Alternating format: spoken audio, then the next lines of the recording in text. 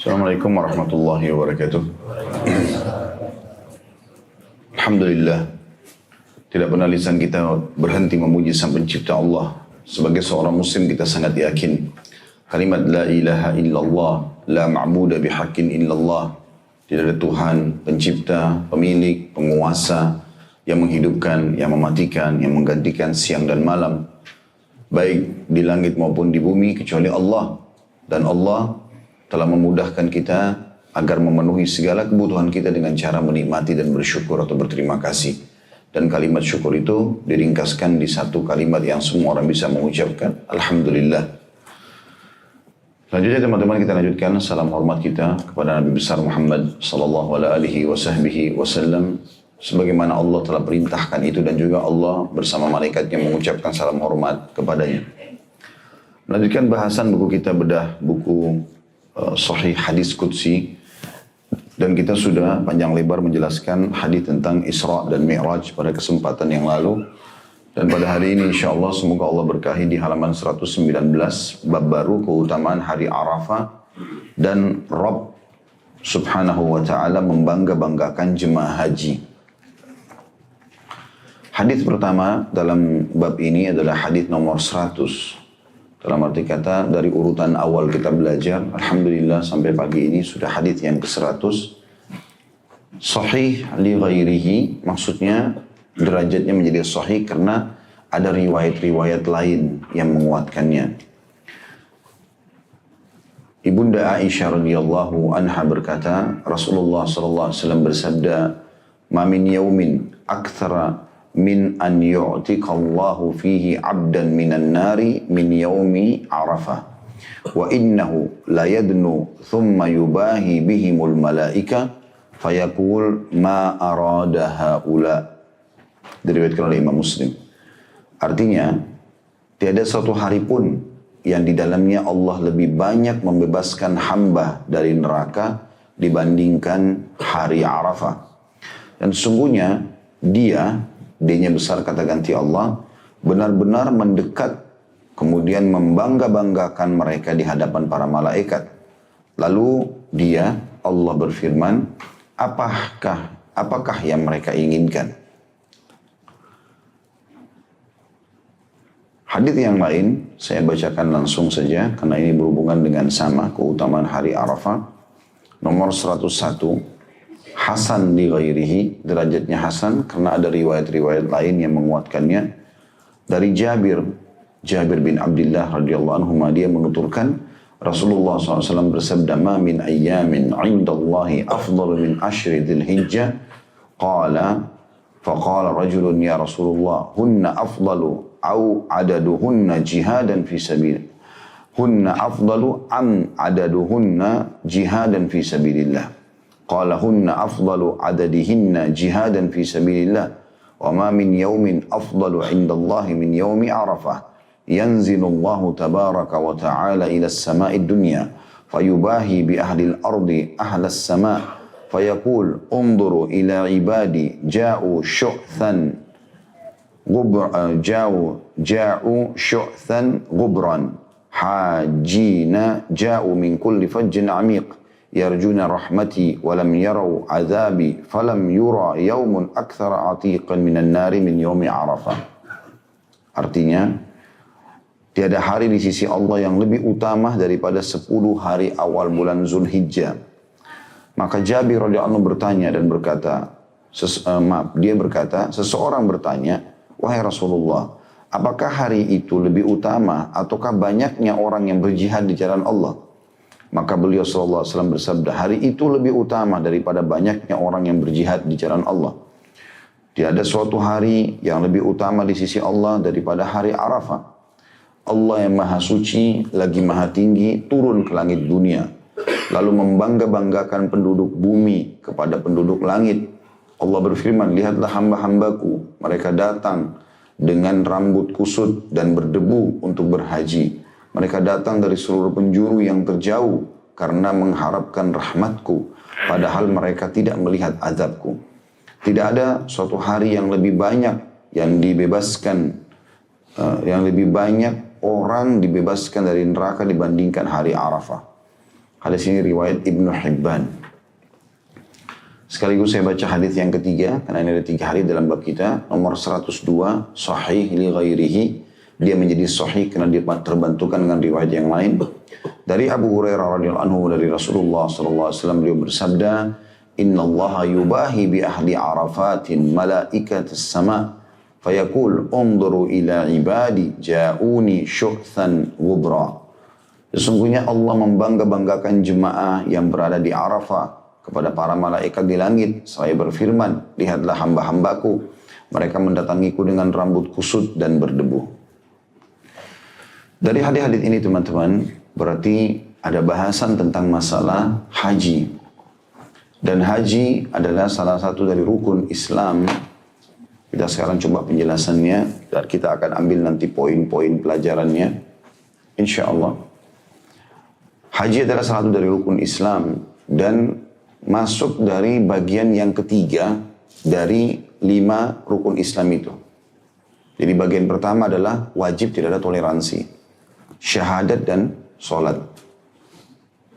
Kalau orang merusak ini, maka bisa sampai ke tingkat kufur. Merusak syahadatnya misalnya dengan kesyirikan, dengan kekufuran, dengan murtad. Kemudian sholat, orang yang meninggalkan secara jah dan bangkang, tidak ada sholat itu maka kufur.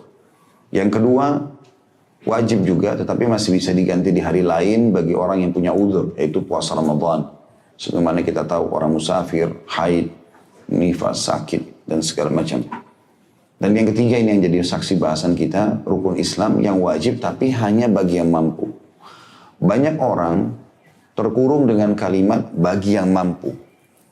Jadi mereka selalu berpikir, oh saya belum mampu. Jadi tidak usah berpikir masalah zakat dan haji. Dan ini keliru.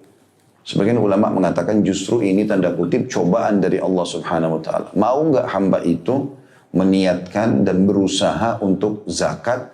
Kalau dia hari ini seorang yang mustahik menerima zakat, maka dia berpindah ke muzaki yang mengeluarkan zakat itu. Begitu juga dengan haji. Kalau selama ini dia cuma menyaksikan jemaah haji jalan di depan mata dia, tetangganya, orang dari kota atau kampungnya, maka sekarang dia berpikir dianya yang berangkat. Kalaupun dia sudah berangkat, dia akan kembangkan bagaimana memberangkatkan orang lain sehingga memang panen pahala dalam masalah ini. Jadi kalimat bagi yang mampu, ini berarti bukan sesuatu yang tanda kutip diambil ya atau digunakan sebagai tanda kelemahan kita. Oh saya tidak mampu ya sudah. Gitu. Enggak. Justru ini adalah sebuah tanda kutip tantangan apakah hamba ini mau melakukannya. Karena cukup banyak praktek lapangan pada saat seseorang itu berniat, bertekad. Sebagaimana Allah Subhanahu wa taala mengatakan, "Fa idza azamta fatawakkal 'ala Allah." Kalau kau bertekad maka tawakallah kepada Allah. Artinya dia coba berusaha, maka Allah akan penuhi. Berapa banyak orang yang tadinya mau niat zakat, akhirnya Allah berikan dia usaha kecil-kecilan sampai akhirnya dia bisa mengeluarkan zakat dalam hidupnya. Berapa banyak orang yang tadinya tidak punya uang, mulai menabung untuk haji, begitu ada kerabatnya, temannya, atau seseorang yang Masya Allah baik, dermawan, mendengar dia sudah punya tabungan, maka ditambahkan misalnya, sehingga dia bisa haji. Jadi terlaksana itu.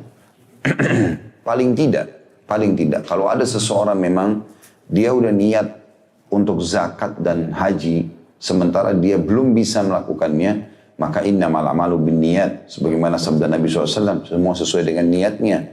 Kalau dia sudah niat mau zakat, dia niat mau haji, kemudian dia meninggal sebelum itu, maka dia sudah mendapatkan pahalanya. Dia sudah mendapatkan pahalanya. Sebagaimana hadis yang sering kita ucapkan dari awal bahasan kita, kata Nabi SAW, "Man hamma bihasanatin walam ya'malha, kutiba lahu hasanatun kamilah." Kalau dia niat, atau kalau seseorang hamba niat mengerjakan satu perbuatan baik, baru niat sholat malam, baru niat sholat duha, baru niat puasa sunnah, baru niat sedekah, baru niat haji, zakat, dan seterusnya, maka dicatatkan baginya pahala lengkap. Kalaupun dia belum kerjakan. Misal dia kebablasan tidur sampai pagi, dia tidak sempat sholat tahajud di malam, tapi sudah niat sebelum tidur, dapat. Fa'in amilaha, kutiba lahu asyru adha'afiha ila sabami ad'ufin. Kalau dia kerjakan kebaikan yang dia niatkan tadi, maka akan dicatatkan baginya 10 kali lipat, bahkan sampai 700 kali lipat. Tergantung kadar keikhlasannya. Jadi jangan luput masalah ini. Sebagian salaf mengatakan, aku berharap memiliki niat di semua amal soleh walaupun aku belum sempat melakukannya. Jadi jangan kita justru mengharamkan diri kita dari pahala hanya mengatakan, oh saya tidak mampu, saya tidak akan bisa. Enggak. Kalau Allah berikan kita kesempatan, peluang, saya akan lakukan. Dengan bertekad seperti itu, Allah akan berikan pahala tentunya. Itu satu sisi. Sisi yang lain, haji memang adalah salah satu ibadah yang sangat ditekankan. Bahkan salafus saleh menjadikannya sebagai ibadah rutin tahunan. Yang wajib yang pertama, sisanya sudah menjadi sunnah. Dalam arti kata dia wajib mengerjakan sekali seumur hidup. Gitu kan. Tapi kalau dia sudah kerjakan yang kedua, yang ketiga, yang ke-100, yang keberapa yang Allah mudahkan buat dia, maka itu sudah jadi hukum sunnah. Tetapi para salafus saleh memang mengulang-ulanginya. Karena ingin mengejar keutamaannya. Bahkan mereka menjadikan haji itu adalah ajang untuk berkumpul. Atha bin Abi Rabah rahimahullah salah satu ulama tabi'in yang masyhur. Sampai waktu Abdullah bin Umar radhiyallahu anhu datang ke Mekah, lalu banyak penduduk Mekah mengelilingi Abdullah bin Umar untuk bertanya, maka Abdullah bin Umar berkata, sungguh aneh sikap kalian hai penduduk Mekah. Kalian datang bertanya kepada aku sementara di sisi kalian ada Atha bin Abi Rabah. Maksudnya sudah ada ulama kalian, itu sebuah rekomendasi dari seorang sahabat kepada muridnya. Atha bin Abi Rabah adalah orang yang sangat soleh, tidak ada yang pungkiri kesolehannya. Kalau orang baca tentang kisah-kisah kehidupan beliau, rahimahullah. Beliau itu Allah kasih umur 100 tahun dan 70 kali haji. Artinya 70 tahun itu terulang-ulang haji terus. Dan ini sekaligus bantahan bagi orang yang mengatakan haji cuma sekali saja. Karena kan Nabi haji cuma sekali. Nabi SAW haji sekali karena memang setelah itu beliau meninggal dunia. Andai saja beliau masih hidup sebagaimana sabda beliau, kalau saya masih hidup tahun depan, saya akan ikutkan begini dan begitu. Ini beliau akan kerjakan haji itu. Jadi bukan tolak ukur itu.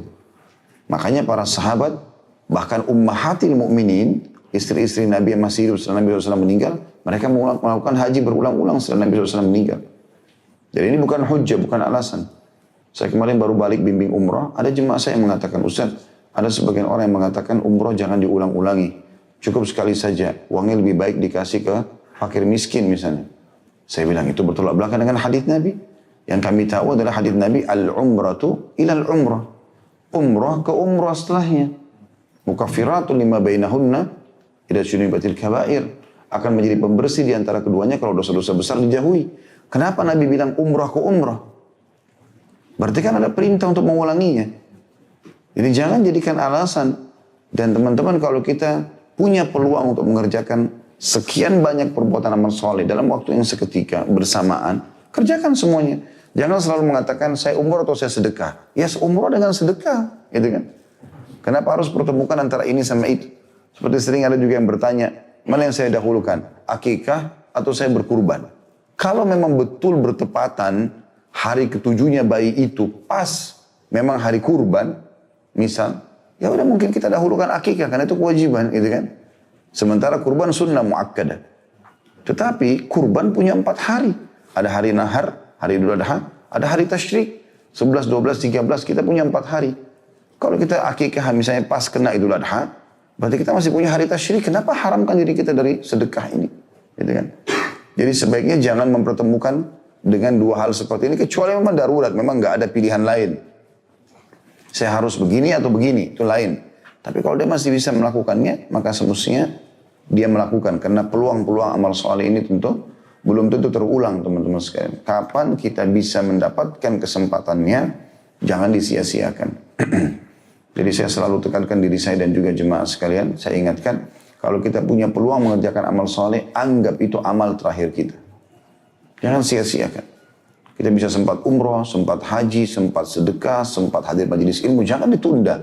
Karena kita nggak tahu apakah kita masih hidup setelah itu. Banyak orang subhanallah tidak sangka ajalnya datang. Bahkan kata Nabi SAW, kalau Allah ingin mencabut ruh seseorang di sebuah tempat yang Allah sudah takdirkan, maka Allah buat dia punya hajat di situ. Kalau dia sudah baik selama ini, Allah tutup dengan kebaikan. Misalnya dihadiri majelis ilmu, ya dia lagi bersedekah, dia lagi puasa, dia lagi sujud, dia lagi sholat malam, dia lagi tawaf dan seterusnya. Begitu juga dengan orang yang terbiasa dengan amal buruk, Allah tutup hidupnya dengan itu. Dia mabuk, meninggal dalam keadaan mabuk, segala macam tabrakan, berkelahi sama temannya dan segala macam hal seperti itulah. Teman-teman sekalian, haji ini memiliki beberapa rukun. Ya, tentu sudah masyhur masalah itu adalah umroh, seperti mirip umroh. Dia berihram, niat tentunya, niat dulu. Kemudian ihram, kemudian tawaf, ya. Kemudian sa'i, kemudian tahallul setelah itu, lalu hadir di Arafah. Nah, yang kita ingin titik beratkan di sini adalah masalah hadir di Arafahnya. Jadi kalau teman-teman lagi haji itu 6 hari. Hari pertama namanya hari Tarwiyah, tanggal 8 Zulhijjah. Ini sudah pernah saya titik beratkan, cuma saya ingatkan kembali. Jadi kalau teman-teman mau haji melalui sebuah travel, pastikan tanya, tanggal 8 Zulhijjah masuk ke Mina enggak? Walaupun ini sunnah ya, tetapi ditekankan sekali untuk hadir, namanya hari Tarwiyah, tanggal 8 Zulhijjah. Jadi 6 hari itu 8 sampai 13. 8, ya, tanggal 8, 9, 10, 11, 12, 13. 6 hari. Nah, hari pertama haji tanggal 8 Zulhijjah dan hari terakhir, hari Tasyrik tanggal 13 adalah sunnah. 4 harinya yang wajib, 9, 10, 11, 12. Ya. Nah, tanggal 8-nya itu dikenal dengan hari Tarwiyah, jemaah haji disunnahkan, bukan wajib. Tapi sayang kalau nggak pergi, karena banyak jemaah haji cuma tinggal di hotel, di apartemen. Sayang dia nggak pergi, gitu kan.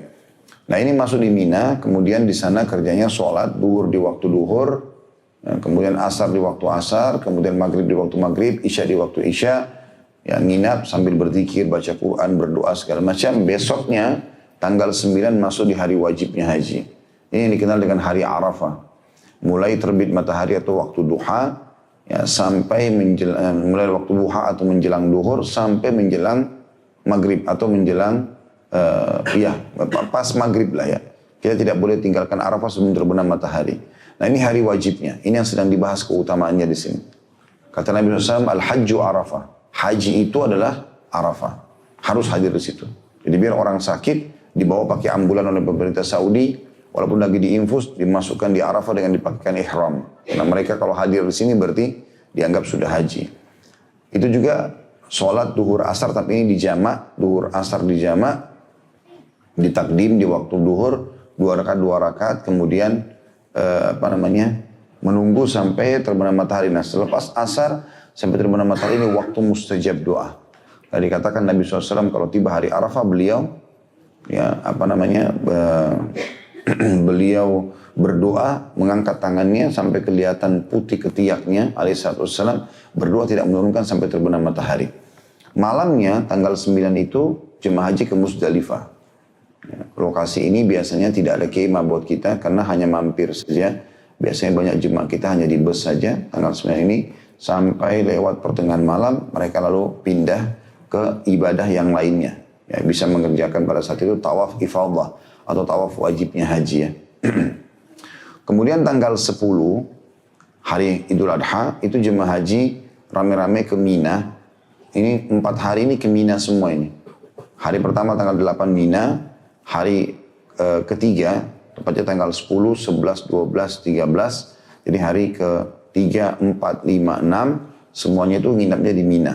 Cuma bedanya di tanggal 10 ini mereka mengerjakan Jumrah Aqabah atau melontar besar. Ya, Aqabah itu sebenarnya bukit yang menukik atau agak tinggi sedikit yang orang bisa naik ke atasnya, diistilahkan dengan Aqabah. Melontar pada saat itu 7 butir batu, kemudian nginap di Mina, sholatnya duhur asar jamak, kemudian 11, 12, 13 ini sudah pakai baju biasa karena setelah jumrah yang di hari Idul Adha itu sudah boleh cukur rambut pakai baju biasa. Seperti baju kita sekarang, kita tinggal di kemah Mina. Kerja kita 11, 12, 13 itu melontar. Tapi di 3 hari ini kecil, sedang, besar. Kecil, sedang, besar, kecil, sedang, besar gitu. Nah, tanggal 13 ini adalah sunnah. Tanggal 12 banyak orang keluar dari Mina dengan alasan buru-buru untuk menyelesaikan ibadah haji. Dan ini sayang sekali. Allah menyebutkan liman ittaqa, bagi siapa yang lebih bertakwa, maka sebagian dia tinggal sampai tanggal 13. Itu ringkasannya tentu tentang masalah haji. Teman-teman bisa ikuti, ada manasik khusus yang pernah sudah kami sampaikan di YouTube. Masalah haji ini panjang lebar dan sudah pernah dibedah juga di kajian Bulughul Maram, di Minhajul Muslim. Saya sudah pernah bedah khusus masalah haji ini tentunya teman-teman sekalian. Nah, kita fokus sekarang ke bahasan masalah hari Arafah itu, keutamaannya. Ya, nanti akan dibahas di 3 buah hadis ini akan kita rincikan insya Allah. Itu kurang lebih pembukaan daripada bahasan 3 buah hadis ini tentang masalah haji itu sendiri. Baik, sekarang kita coba bedah tentunya teman-teman di hadis pertama dulu nomor 100. Dari sabda Nabi SAW, "Ma min yaumin aktsara min an yu'tiqallahu fihi 'abdan minan nari min yaumi Arafah." Tidak ada satu hari pun yang di dalamnya Allah lebih banyak membebaskan hamba dari neraka dibandingkan hari Arafah. Ini dikasih angka 1, jadi kita ambil pelajaran pertama. Pertanyaan di sini, apa yang dimaksud dengan pembebasan api neraka? Ada sebuah hadis yang menjelaskan kepada kita, kata Nabi SAW, tidak ada seorang pun di antara kalian kecuali memiliki tempat di surga dan tempat di neraka. Tergantung dia meninggal dalam keadaan apa. Kalau dia meninggal dalam keadaan beriman, dia masuk ke surganya. Tempat neraka berarti tidak ditempati. Kalau dia meninggal dalam keadaan kafir, dia akan masuk ke neraka, tempat surganya nggak akan dikasih. Kalau dia meninggal dalam keadaan fasik, artinya banyak dosanya tapi dia muslim, dia masuk ke nerakanya dulu baru dia masuk ke dalam surga. Yang dimaksud dengan pembebasan dari api neraka adalah mirip dengan hadis Nabi SAW tentang Ramadan. Yang Nabi SAW mengatakan, sesungguhnya di bulan Ramadan Allah memiliki hamba-hamba yang dibebaskan dari api neraka. Dan itu terjadi di setiap malam dari malam-malam Ramadan. Makna dibebaskan kata sebagian ulama hadis adalah dihapus namanya. Jadi nggak ada lagi namanya di neraka. Dan ini makna yang sangat luar biasa. Gitu. Artinya betul-betul nanti kita akan dipandu oleh Allah Subhanahu Wa Taala setelah Allah ijabah ini supaya kita terus dalam ketaatan dan akhirnya kita jauh dari perbuatan ahli neraka. Seperti itulah. Akan dihapus namanya. Itu makna daripada potongan ini. Potongan kedua di situ adalah wa innahu layadnu thumma yubahi bihimul malaikah. Sesungguhnya Allah itu benar-benar mendekat. Makna mendekat di sini tentu diambil pelajaran nomor 2 adalah Allah turun ke langit bumi. Mirip dengan semakna hadis sepertiga malam. Yang kata Nabi SAW, kalau tertinggal sepertiga malam, Allah turun ke langit bumi, kemudian bertanya kepada para malaikatnya, apakah ada yang memohon ampun saya maafkan, adakah yang minta tolong saya tolong, adakah yang punya hajat saya penuhi. Ya. Dan ini kita harus atau wajib mengimani apa adanya.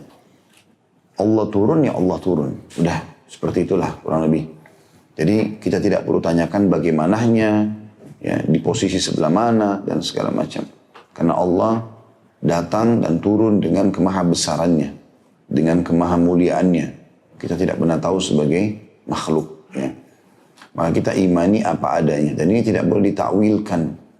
Takwil makna dalam arti kata dikatakan, oh bukan Allah yang datang, tapi rahmatnya. Nah ini semua bertolak belakang dengan zahir daripada hadis ini. Baik itu Arafah ataupun sepertiga malam. Di sini berarti ada penetapan sifat Allah Subhanahu Wa Taala turun ke langit bumi, baik di hari Arafah ataupun di sepertiga malam. Gitu kan. Kemudian juga ada penentuan sifat Allah yang lain, yubahi bihimul malaikah, membanggakan hamba-hamba di depan para malaikat. Maka ini juga Allah Subhanahu Wa Taala punya sifat gembira, kagum, tapi tentu sesuai dengan kemahamuliaannya dan kemahasempurnaan, tidak sama dengan makhluk. Sebagaimana misalnya hadis, sebuah hadis yang berbunyi riwayat Imam Ahmad, Inna Allah yu'jibu min syabin laysa lahu sabwah. Allah kagum dengan seorang hamba yang tidak mengikuti hawa nafsunya. Itu kan? Ada kekaguman Allah. Allah gembira, ada hadis Bukhari Muslim. Sesungguhnya Allah sangat gembira dengan taubat hamba-hambanya. Lebih gembira daripada seseorang di antara kalian yang pergi ke padang pasir yang luas, kemudian dia bawa seluruh bekalnya di atas tunggangannya, lalu kemudian dia tidur di bawah pohon, lalu tunggangannya hilang dengan seluruh bekal-bekalnya. Lalu dia keliling-keliling cari, dia tidak temukan. Karena sudah putus asa, dia mengatakan saya kembali ke tempat yang semula, lalu saya tidur, semoga pada saat saya bangun saya sudah meninggal dunia. Karena sudah putus asa, nggak ada lagi di padang pasir yang tidak bertuan, nggak ada kehidupan, untanya hilang, tunggangannya dan juga tidak ada bekalnya. Maka setelah dia buka matanya, dia melihat untanya di depan matanya. Bagaimana gembiranya dia? Allah lebih gembira ya, daripada orang tersebut dengan taubat hambanya. Berarti Allah punya sifat itu.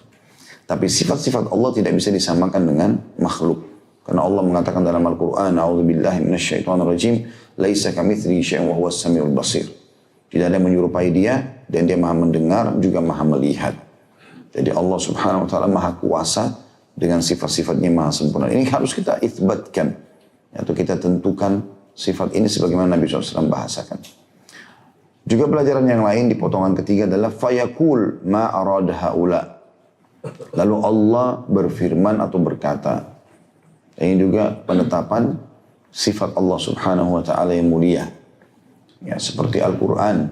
Tidak boleh kita katakan Al-Quran itu makhluk. Diciptakan. Tapi yang dikatakan adalah sebagaimana Imam Ahmad rahimahullah memperjuangkan masalah itu adalah kalamullah. Perkataan Allah dan tidak gair makhluk, tidak diciptakan.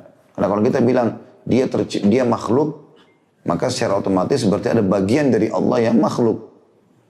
Maka kita mengatakan dia adalah kalamullah, perkataan Allah. Kita imani seperti itu. Al-Quran tidak bisa dikatakan makhluk. Dan ini yang diperjuangkan oleh Imam Ahmad rahimahullah sampai sekian tahun disiksa ya, oleh khalifah pada saat itu. Dan para tokoh-tokoh Mu'tazilah atau faham Mu'tazilah yang mengatakan Quran itu makhluk. Dan ini penetapan ya, sifat Allah subhanahu wa ta'ala yang mulia. Allah itu berbicara. Dalam hadis yang lain kata Nabi SAW, Nabi SAW mengatakan tidak ada seorang pun di antara kalian kecuali akan berbicara berdua sama Tuhannya tanpa ada penterjemah. Di hari kiamat nanti Allah akan tanya hambanya, kenapa kau lakukan ini, kenapa kau lakukan ini, kenapa kau lakukan itu, dan seterusnya. Ya, seperti itulah. Ini potongan hadis yang pertama. Kita masuk ke hadis yang 101. Kita tentu dikasih angka keempat, maksudnya pelajaran keempat yang kita bisa ambil dari hadis adalah ma min ayyamin indallahi afdalu min ashri dzilhijjah. Tidak ada hari-hari lebih utama di sisi Allah dibandingkan 10 awal bulan Zulhijjah. Ya, jadi hadis ini mirip dengan hadis Bukhari Muslim yang lain. Ini juga sudah pernah kita sampaikan. Yang kata Nabi SAW, ma min ayyamin al-amalu salihu fihi ahabbu ilallah min hadil ayyam ya'ni al-ashr. Tidak ada hari-hari sepanjang tahun di mana Allah lebih cintai amal-amal yang dikerjakan dalam ini dibandingkan yang dikerjakan di 10 awal bulan Zulhijjah. Sampai para sahabat mengatakan, walal jihadu fisabilillah ya Rasulullah. Jihad pun wahai utusan Allah tidak bisa menyamai pahala yang dikerjakan di 10 awal Zulhijjah. Walaupun itu amal sunnah. Kata Pak Nabi SAW, walal jihadu fisabilillah. Jihad pun belum bisa menyamai amal yang dikerjakan di 10 awal bulan Zulhijjah. Illa rajulun kharaja binafsi wa mali wa lam yarji bidzalika bisyai'. Kecuali seorang laki-laki yang keluar membawa seluruh harta dan jiwanya, kemudian dia tidak membawa pulang keduanya. Artinya dia habiskan seluruh hartanya diinfakkan di medan jihad, dia pun mati syahid, baru sama pahalanya dengan orang yang berbuat amal sunnah di 10 awal bulan Zulhijjah. Maka itu keutamaan tertentu. Baik kita mengerjakan ibadah haji dan ini adalah puncak ibadah yang terbaik di 10 awal bulan Zulhijjah, atau kita berpuasa selama 9 harinya, kalau tidak bisa minimal hari Arafah bagi yang sedang tidak hadir di haji tanggal 9 Zulhijjah, atau Anda memperbanyak takbir, tahlil, tasbih ya, selama 13 hari dari tanggal 1 sampai tanggal 13, karena sampai hari akhir hari tasyrik disunnahkan untuk bertasbih, bertakbir dan seterusnya. Maksud dalamnya adalah amal berkurban di Idul Adha 10 Zulhijjah sampai tanggal 13 Zulhijjah.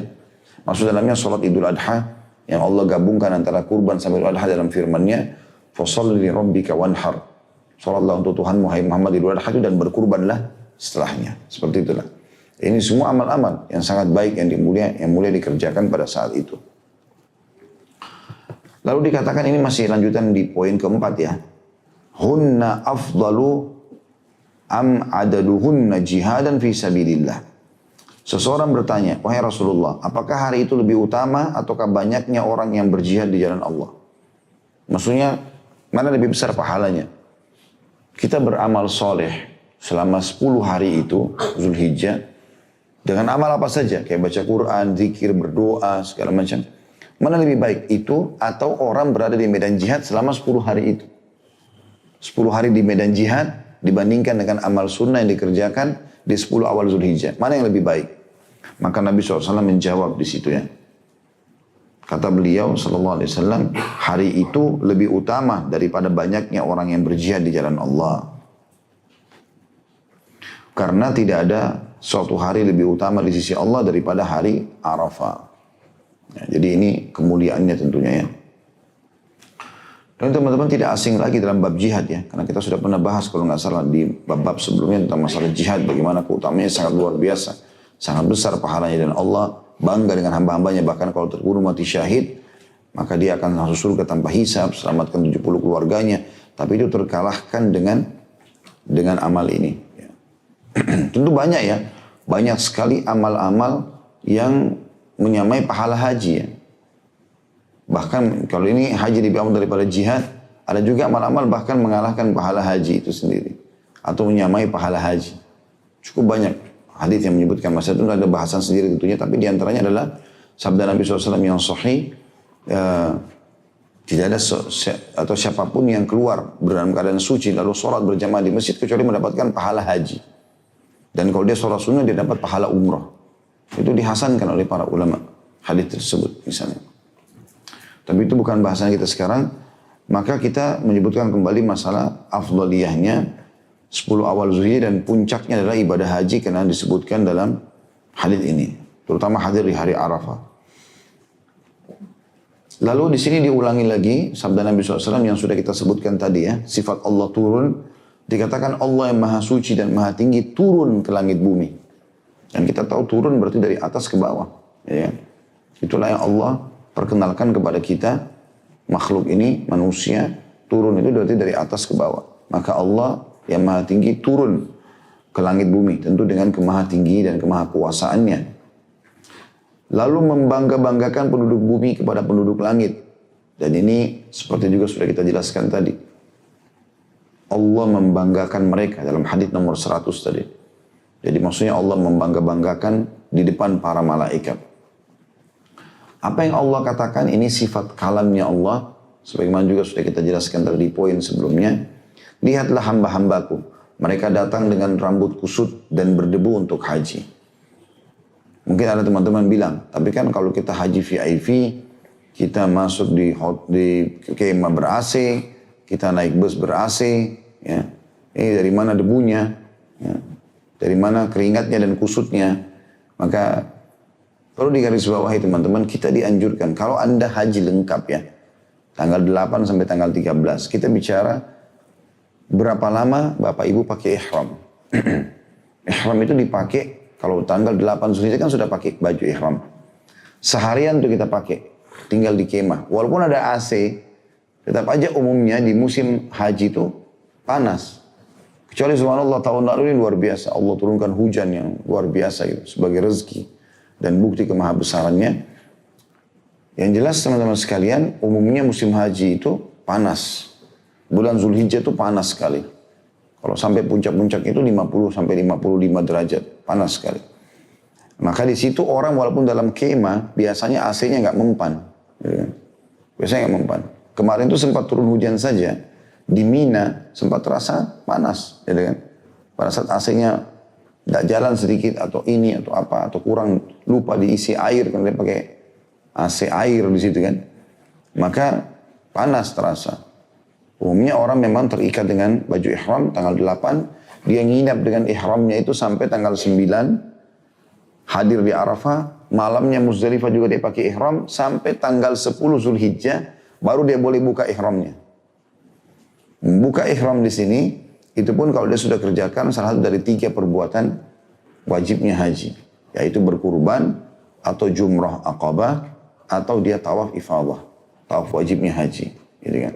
Walaupun kurban dan tawaf ifadah boleh ditunda sampai akhir hari tasyrik. Sampai tanggal 13. Kalau jumrah aqabah tidak boleh kecuali harus dikerjakan pada hari itu. Di tanggal 10 Zulhijjah. Kalau dia kerjakan salah satu dari 3 perbuatan ini boleh tahallul, cukur rambut, baru ganti baju biasa. Berarti tetap saja memang orang dalam kondisi ada saja keringat dan berdebu karena kita nggak betah, gitu kan? Nah, memang itu di situ justru tanda kutip ya senihnya dalam masalah haji itu. Apalagi kalau orang yang subhanallah tidak punya uang, dia haji pas-pasan, tidur di pinggir jalan, itu luar biasa. Maka tentu kadar pahala itu sesuai dengan kadar cobaannya, ya, kesusahannya. Kemudian mereka datang, kata Allah, dari segala penjuru yang terjauh karena mengharapkan rahmatku. Padahal mereka tidak melihat azabku. Di sini tentu jadi pelajaran tersendiri, bisa dikasih angka nomor 5, pelajaran kelima, bahwasanya tujuan haji mencari apa?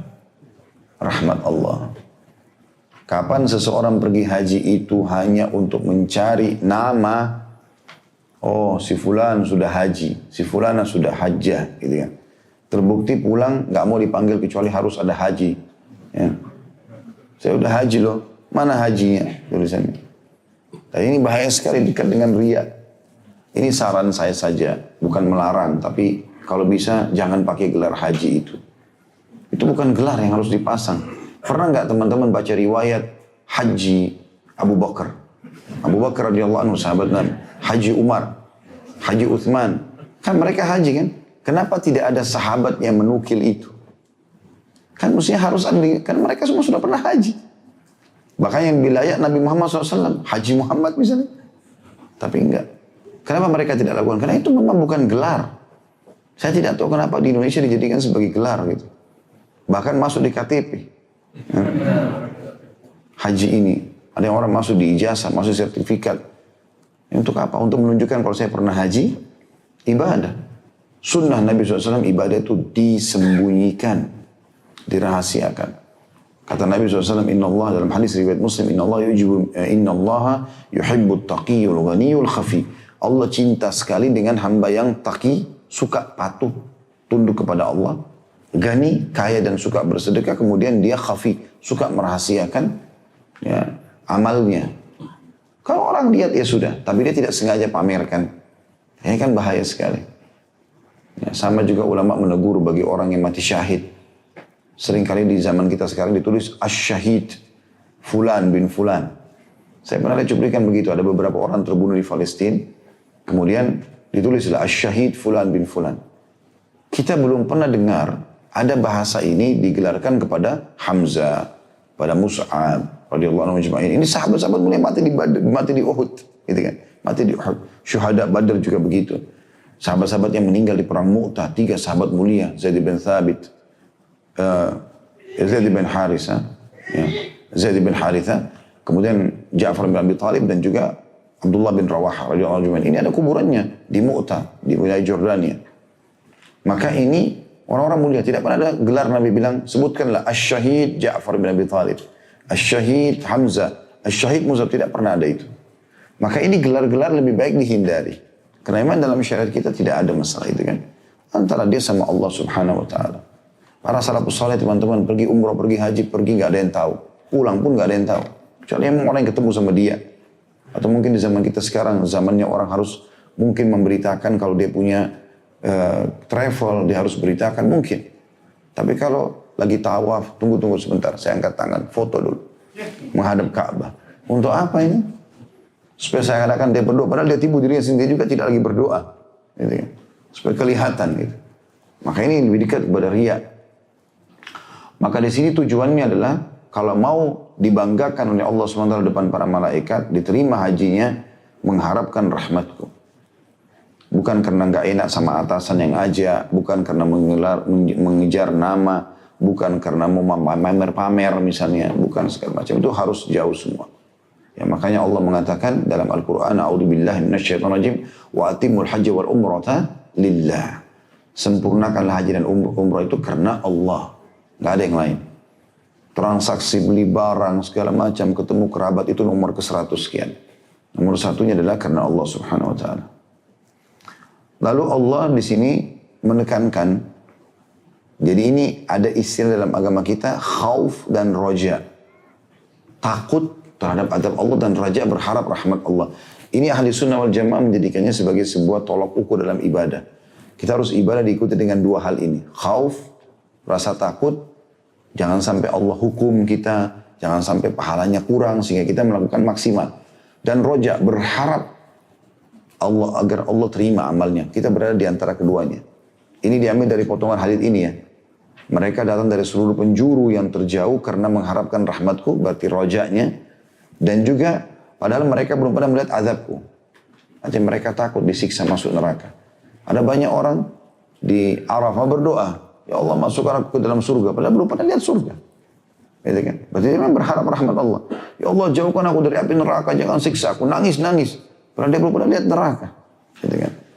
Maka ini menandakan memang ibadah itu diikuti dengan dua sifat ini atau dua hal ini. Kemudian potongan yang terakhir dari hadits yang nomor 101 ini yang sudah kita jelaskan tadi ya. Tidak ada suatu hari yang lebih banyak orang dibebaskan dari api neraka dibandingkan hari Arafah. Sudah kita jelaskan tadi, dibebaskan maksudnya dihapus namanya. Ya. Dalam arti kata dengan izin Allah Subhanahu Wa Taala setelah itu Bapak Ibu akan lebih rajin beribadah kepada Allah sehingga jauh dari api neraka. Kemudian hadis yang 102 di situ dikatakan sesungguhnya Allah membangga-banggakan jemaah yang berada di Arafah kepada para malaikat di langit. Dari hadis ini, dari potongan ini, berarti yang Allah banggakan hanya yang hadir di haji saja. Khusus masalah dibanggakan ini, karena dikatakan yang hadir di Arafah. Gitu kan? Ada sebagian ulama mengatakan siapapun yang hadir di Arafah kena keberkahan ini. Ya, tetapi umumnya di sini itu jemaah haji yang paling pas ya. Allah berfirman, lihatlah hamba-hambaku mereka mendatangiku dengan rambut kusut dan berdebu. Dengan rambut kusut dan berdebu. Ya, berarti di sini Allah Subhanahu Wa Taala memang membangga-banggakan hambanya pada saat itu dan sudah kita jelaskan salah satu sifat Allah yang mulia. Kemarin waktu lagi haji sempat kami bertemu dengan Dr. Ziyad Abadi, hafizahullah, salah satu guru kami yang kami muliakan dari Jordan. Kemudian saya minta beliau bicara di depan jemaah haji, karena kebetulan beliau haji juga. Ada sebuah hadis, saya pribadi pun itu baru tahu haji yang lalu, belum pernah saya dengarkan sebelumnya. Dan teman-teman bukan aib untuk kita mengakui mengatakan oh saya belum tahu, biasa saja. Ada orang tidak mau dikatakan dia tidak tahu, semua harus tahu. Enggak, manusia belajar, gitu kan? Manusia belajar. Umar bin Khattab radhiyallahu anhu pernah kedatangan. Umar bin Khattab ini pernah kedatangan di zaman khilafahnya beliau. Ada orang datang ketuk pintu rumahnya, dia lagi istirahat atau lagi sholat sunnah, intinya siang hari lagi datang, diketuk sekali, Umar masih sibuk, belum sempat buka 2 kali, 3 kali orang ini ketuk, lalu pulang tiba-tiba. Umar bin Khattab selesai hajatnya, dia buka pintu, tanya tetangganya, siapa tadi datang? Kata tetangganya, si fulan, orang Ansar gitu. Maka kata Umar, saya harus tahu kenapa dia tinggalkan rumah saya. Harusnya dia tunggu gitu. Kalau ini ada perintah dari Nabi SAW, dipanggillah orang itu. Kenapa kau tinggalkan rumah saya? Mbak Umar memang menyisikan waktu di waktu itu, silakan yang punya keluh kesah datang. Gitu kan. Kenapa kau pulang? Enggak tunggu saya. Padahal saya ada dalam rumah. Kata orang itu, saya mendengar Nabi SAW bersabda, kalau seseorang di antara kalian datang ke rumah saudaranya, kemudian dia ketuk sampai 3 kali tidak dibukakan, pulanglah. Karena biasanya saudaranya tidak mau ditemui atau lagi sibuk. Gitu kan. Udah selesai, ketuk 3 kali pulang, adabnya begitu. Kata Umar, siapa yang menjadi saksi atas perkataan ini? Maksudnya, ada nggak orang lain selain kau yang pernah dengar Nabi ucapkan ini? Kata dia, ada. Dipanggillah beberapa orang, mungkin lebih dari 10 orang jadi saksi pada saat itu. Maka Umar akhirnya menerima hadis tersebut. Padahal beliau mertua Nabi, hampir tiap hari sama Nabi. Masih ada yang belum didengar gitu. Itu bukan aib. Gitu kan. Itu bukan aib. Bahkan penuntut ilmu harusnya bisa lebih lapang dada, menerima masukan, ya, memperbaiki kekurangan-kekurangan. Itu semua adalah hal yang positif.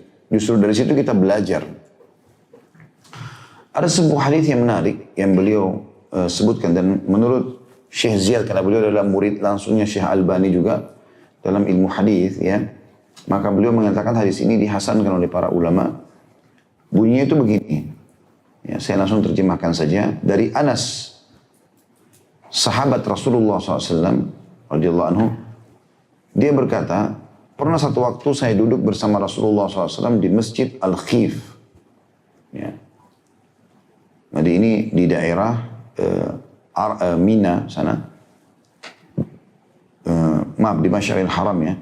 Fa'atahu, maka ada seseorang laki-laki dari Ansar datang. Dan seseorang dari suku Thaqif. Lalu keduanya mengucapkan salam kepada Nabi SAW. Lalu keduanya mengatakan, kami datang kepada anda ya Rasulullah untuk bertanya perkara penting. Maka Nabi SAW bersabda kepada keduanya, kalau kalian berdua mau, maka aku akan beritahukan pertanyaan apa yang kalian akan tanyakan itu sebelum kalian tanya. Jadi sebagai wahyu dari Allah SWT, Nabi sudah tahu mereka datang untuk nanya apa gitu. Dan kalau kalian mau, saya diam dan saya mendengarkan pertanyaan kalian. Maka kedua orang ini pun berbicara satu sama yang lain, saling mengatakan, yang Ansar mengatakan kepada orang yang dari Thaqif, tanyalah Rasulullah SAW. Maka orang Ansar mengatakan, tidak, kau yang harus bertanya, karena kau lebih berhak untuk itu. Ya. Maka akhirnya keduanya mengatakan, ya Rasulullah, beritahukanlah kepada kami agar iman kami bertambah. Jadi sebagai bentuk adabnya, mereka tidak mau mengatakan, ya Rasulullah, kami begini dan begitu. Silakan Nabi, biar Nabi jelasin. Maka Nabi SAW mengatakan, kalian datang kepadaku untuk menanyakan tentang keluar dari rumah, kemudian menuju ke Baitul Haram. Apa yang kamu dapatkan? Tentang tawafmu di rumah Allah, tawaf, dan apa yang kau dapatkan. Kemudian sholat 2 rakaat di belakang maqam Ibrahim setelah tawaf. Apa yang kamu dapatkan? Kemudian tentang berjalan antara Safa dan Marwah. Apa yang kau dapatkan? Maksudnya pahalanya apa?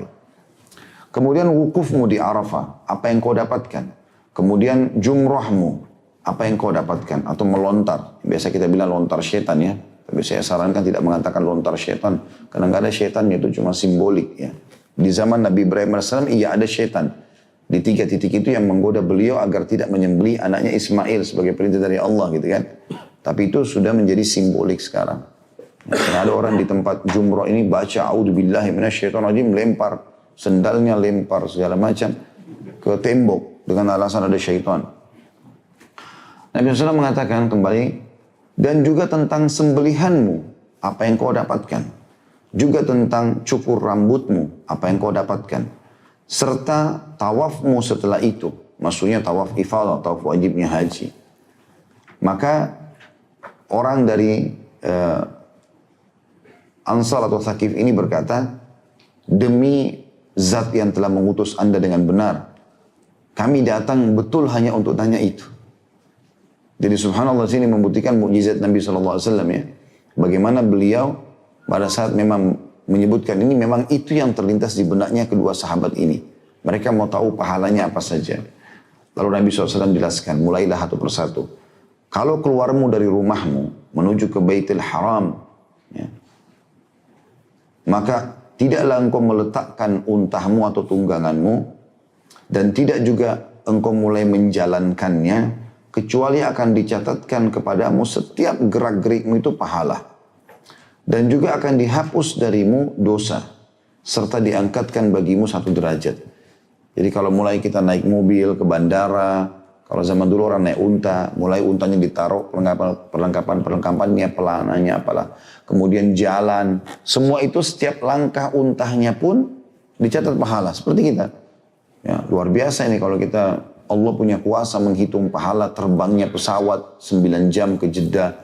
Belum lagi 1 jam atau 1,5 jam masuk ke Mekah, gitu kan. Itu pahalanya luar biasa. Kita sudah tidak tahu bagaimana hitungannya lagi, gitu kan. Tapi kuasa Allah menghitung masalah itu.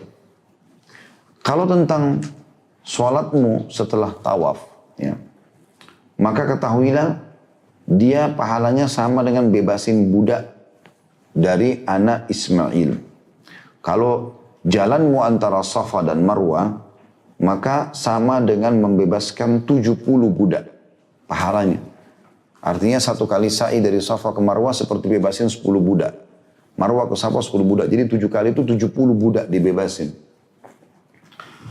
Sementara kamu duduk dan wukuf di Arafah, sesungguhnya Allah turun ke langit bumi pada saat itu, lalu membanggakan kalian di depan para malaikat. Dan Allah berfirman, lihatlah hamba-hambaku itu, mereka datang dalam kondisi kusut, penuh dengan debu, dari semua tempat-tempat yang jauh. Mereka mengharapkan rahmatku dan pengampunanku. Kalau seandainya mereka memiliki dosa sejumlah ramal itu pasir, debu, ya, atau seperti buih di lautan, pasti akan aku ampuni. Ini luar biasa nih perkataan firman Allah Subhanahu wa taala. Ya. Falau kanat dzunubuhum adadar rimal, atau ada di ramal, au kazubdil bahri la ghafartuha. Lalu Allah berfirman kepada mereka, maka ketahuilah hamba-hambaku semua yang hadir di Arafah pada saat itu, aku telah mengampuni dosa-dosa kalian. Dan siapapun yang kalian berikan syafaat. Maksudnya siapapun yang didoakan. Jadi kalau teman-teman doakan siapapun pada saat lagi haji, maka Allah pun menerimanya. Selama permintaan itu baik. Karena orang biasa bilang doain saya di sana ya, itu boleh. Titipin doa. Maka itu juga orang yang haji dalam hal ini dinyatakan akan diijabah doanya, baik buat dirinya ataupun buat orang lain.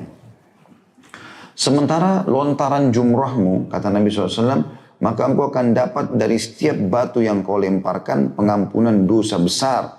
Dari dosa-dosa besar yang membinasakan. Karena ada hadis Nabi SAW yang berbunyi ada 7 induk dosa besar yang membinasakan kan. Syirik, durhaka sama orang tua, sihir, membunuh, zina, riba, gitu kan. Lari dari kancah peperangan. Ini dosa-dosa, induk dosa-dosa besar. Itu membinasakan. Artinya menyulitkan orang. Dia akan sedih, dia akan susah hidupnya dan segala macam. Dalam taubat pun dia akan butuh proses melewati masa-masa pembersihan itu. Tapi subhanallah jumrah, batu kerikil kecil yang kita lempar, itu sudah cukup setiap batunya mengampuni 1 dosa besar itu. Jadi kita kan lempar 7 butir tuh. Di hari Idul Adhanya, hari Nahar. Di hari tasyriknya, 11, 12, 13, 21 batu. 21 batu di hari 11, tanggal 11, ya, kecil, sedang, besar. 21 di hari 12, 21 di hari 13. Makanya orang yang tinggalkan buru-buru Mina dengan disilakan nafar awal, ini ruginya luar biasa. Luar biasa. 21 dosa besar masih bisa diampuni di hari 13. Ngapain ke apartemen ini? Ngapain ke hotel gitu? Duduk di situ. Keringat-keringatan gak masalah. Tuh tinggal 1 hari. Mungkin itu amal ibadah terakhir. Dari mana kita tahu? Mahal bayarnya, luangin waktu buru-buru keluar. Mau ngapain ini? Langsung dari situ ke bandara. Kenapa? Pekerjaan penting. Apa yang penting? Dibandingkan berlepas dari api neraka, ada yang lebih penting dari itu? Aneh betul. Hanya karena mau meeting sama si fulan, hanya karena ini dan itu. Tunda 1 hari setelahnya. Kenapa nggak bisa? Harusnya bisa. Waktu untuk Allah harus dilowongkan. Sementara kurbanmu, kata Nabi SAW, maka akan tersimpan untukmu di sisi Tuhanmu. Dan mencukur rambutmu. Ini yang luar biasa juga potongannya. Wa amma hilaku ra'sik. Fabikulli sya'ratin halaktaha hasanah. Di setiap 1 helai rambut yang kau potong, 1 pahala. Ya. Dan wa yamhu anka biha khati'ah. Dan akan dihapuskan 1 dosa. Ini yang sering saya tekankan, terutama bapak-bapak ini. Kalau lagi umroh, lagi haji, gundul. Berkorban untuk Allah SWT. Kalau hanya cukur, maka sedikit rambutnya. Gundul dari seluruh penjuru kepala. Berapa helai rambut ini? Untuk kita sendiri tidak bisa hitung rambut kita. Karena banyaknya. Setiap 1 helai rambut, 1 pahala dan 1 diampuni 1 dosa. Kenapa nggak dilakukan ini? Apalagi ada sahabat yang sudah bertanya sebelumnya.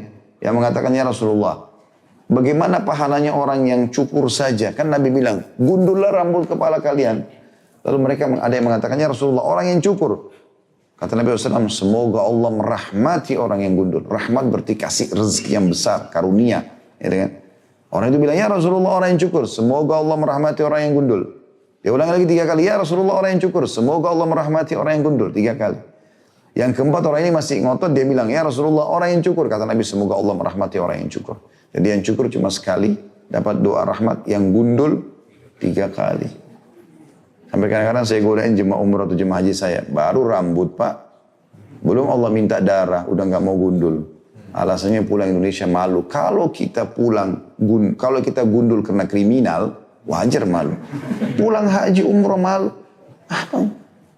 Bahkan banyak yang Masya Allah yang tidak pernah gundul sebelumnya. Ustaz, saya belum pernah gundul seumur hidup, baru kali ini. Alhamdulillah bagus, coba. Saya juga ingatkan ibu-ibunya ini. Kadang-kadang kalau lagi umrah atau haji itu. Ingat ibu-ibu jangan malah godain suaminya. Jeleknya karena gundul. Ya. Justru puji dia. Gitu kan? Harusnya begitu, didukung. Seperti itulah. Karena setiap rambut itu Satu pahala. Tentu ini hukum berlaku bagi laki-laki ya. Bagi perempuan mengambil sebagian kecil dari rambutnya.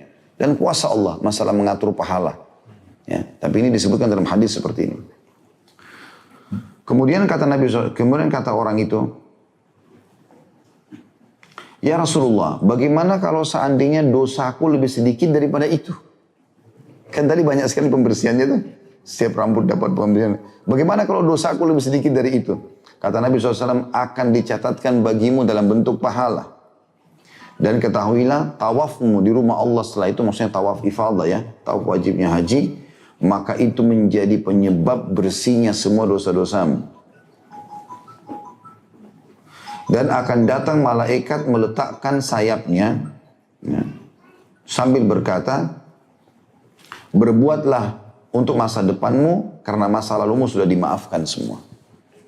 Dan sekali lagi hadis ini dihasankan oleh para ulama hadis sebagaimana disampaikan oleh guru kami tadi yang saya katakan tadi. Dan ini keutamaan yang luar biasa gitu. Saya pun baru mendengarkan masalah ini ya.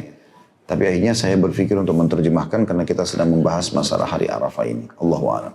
Baik, begitu saja teman-teman sekalian, karena sudah setengah 12 ya. Saya juga harus persiapan untuk tablik akbar di Blok M. Kalau ada yang mau hadir silahkan. Kita ada serial sahabat sebentar lagi duhur sampai asar. Kalau ada benar dari Allah, kalau salah dari saya mohon dimaafkan. Subhanakallahumma bihamdika, asyhadu an la ilaha illa anta astaghfiruka wa atubu ilaik. Wassalamualaikum warahmatullahi wabarakatuh.